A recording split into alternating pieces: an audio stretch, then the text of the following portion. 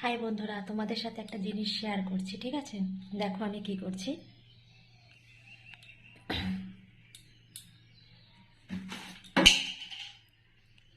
এই দেখো,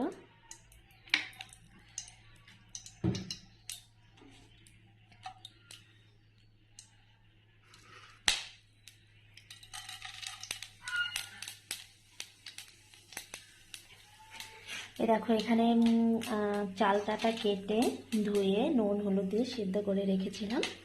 তো এখন আমি করব চালতার আচার, ঠিক আছে?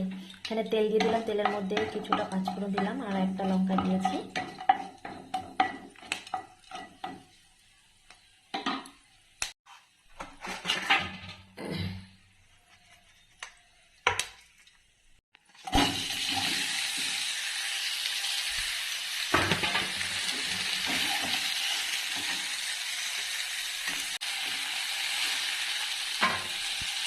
আমার একটু চিনি অ্যাড করে দেবো।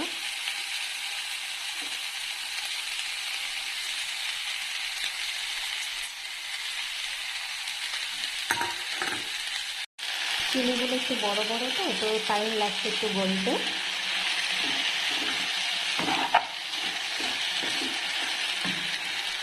আমি চালতাগুলোকে ছোট ছোট করে কেটে নিয়েছি, কেননা যেন খেতে সুবিধা হয়, না হলে মুখে দিলে কেমন ছাড়ছুট দিয়ে বেরিয়ে থাকে, সেই জন্য ছোট ছোট করে কেটে নিয়েছি, যেন খেতে অসুবিধা না হয় সেই জন্য।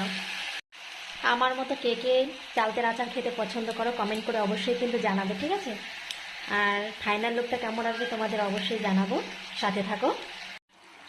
চিনিগুলো গলে একটু জল জল হয়ে গেছে, তো আস্তে আস্তে টেনে যাবে। আমি একটু ঢাকা দিয়ে রাখবো যাতে চিনিটা চালতাগুলোর ভিতরে ঠিক করে ঢুকে যায়, তার জন্য একটু ঢাকা দিয়ে দেবো। ঢাকা দিয়ে রেখেছিলাম, আবার খুলে দিলাম।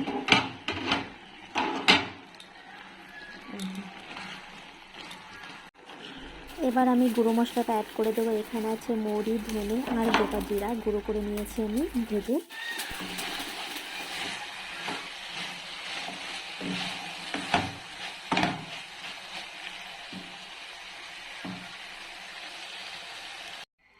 এই দেখো আচারের ফাইনাল লুক এরকম হয়েছে।